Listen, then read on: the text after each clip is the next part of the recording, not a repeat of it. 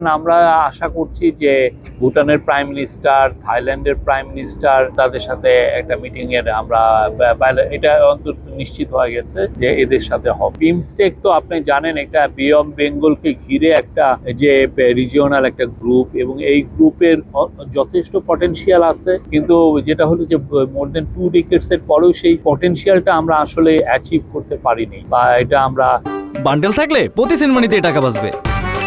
বিকাশ send money bundle কিনে জিতুন প্রতি লেনদেনে।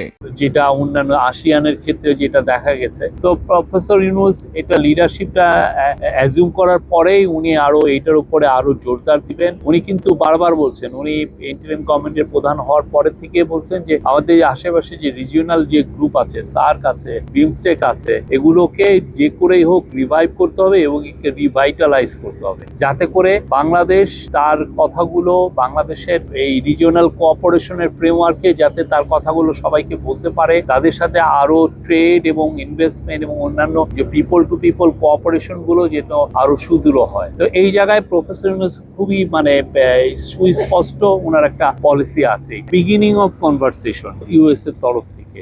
তো আর আমরা এটা যাচাই বাছাই করছি এবং সেই অনুযায়ী এমন আমরা মুভগুলো নিচ্ছি যেটার কারণে আমাদের সাথে ইউএস এর আমরা মনে করি যে সামনে সুসম্পর্ক আরো দৃঢ় হবে, এবং এমন একটা আমরা এই বিষয়টা নিয়ে আমাদের কথাবার্তা, বা আমরা তাদের সাথে এমন একটা সলিউশনে যাব যেটা দুই পক্ষের জন্যই উইন উইন হয়, ইউএস এর জন্য উইন উইন হয়, আমাদের জন্য উইন উইন হয়। We are studying it since it is negotiable. We will negotiate and I am sure we can draft out the best deal. তো এটা আরো সামনে একটা ফ্রেমওয়ার্ক দাঁড়াবে, তারপরে আমরা এটাদের সাথে কথা বলবো। বাট আমরা we are in touch with the US authorities.